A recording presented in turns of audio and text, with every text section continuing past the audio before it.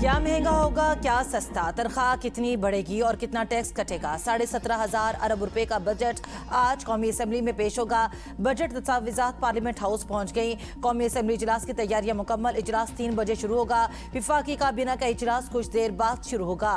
नए विफाकी बजट की मंजूरी दी जाएगी। वजीर खजाना मोहम्मद औरंगजेब काबीना को बजट पर ब्रीफिंग देंगे। बजट दस्तावेजात ABN न्यूज को मौसूल। बजट का हजम 17,500 से 18,000 अरब रुपए होने का तखमीना।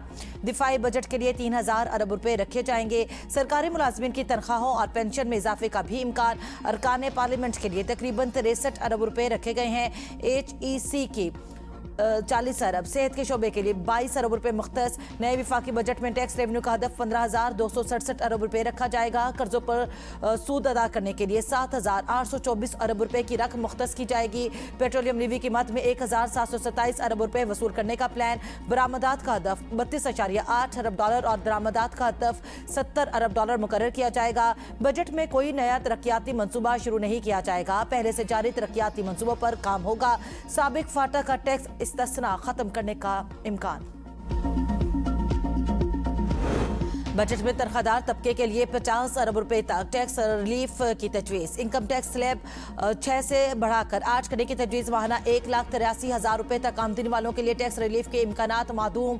माहाना 1,83,000 रुपए से ज्यादा आमदन वालों के लिए टैक्स रिलीफ की तजवीज़। माहाना 2,67,000 रुपए आमदन पर टैक्स शरह में 5% कमी की तजवीज़। इस स्लैब में टैक्स शरह 25% से कम होकर 20% होने का इम्कान। माहाना 4,67,000 रुपए तक आमदन पर 29% टैक्स लगाने। 5,83,000 रुपए से जायद माहाना आमदन पर ज्यादा से ज्यादा 35% टैक्स बरकरार रखने का इम्कान। सालाना 70 लाख रुपए से जायद आमदन वालों पर यही शरह लागू करने की तजवीज़। सालाना 1 करोड़ से जायद कमाने वालों पर आयद सरचार्ज खत्म किया जा सकता है। क्रिप्टो ट्रांजैक्शंस को टैक्स नेट में लाने के लिए क्रिप्टो ट्रेडिंग से हासिल होने वाले मुनाफे पर गेन टैक्स आयद किए जाने का इम्कान।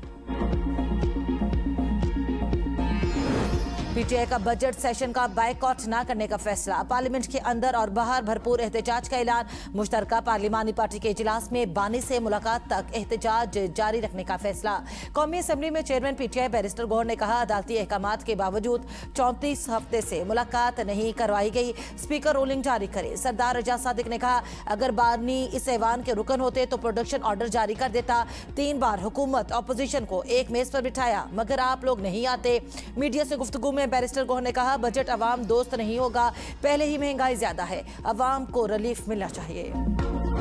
वज़ीर आज़म शहबाज शरीफ से MQM के वफ्द की मुलाकात। MQM का कराची ता हैदराबाद मोटरवे ML1 और तनख्वाहों में 25% इजाफे का मुतालबा।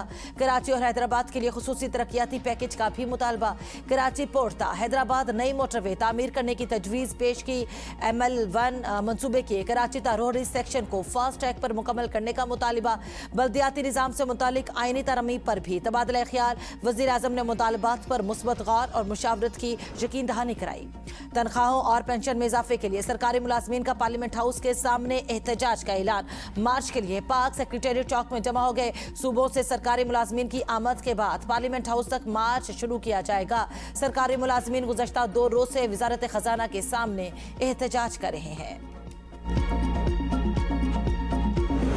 कोयले की दरामद पर वैल्यू एडिशन टैक्स 3% से कम करके 1% करने का फैसला। IMF ने इजाजत दे दी। सनती शोबे को रिलीफ मिलने का इम्कान। सीमेंट, बिजली और दीगर सनतों के लिए दरामदी कोयला सस्ता होने की तवक्को।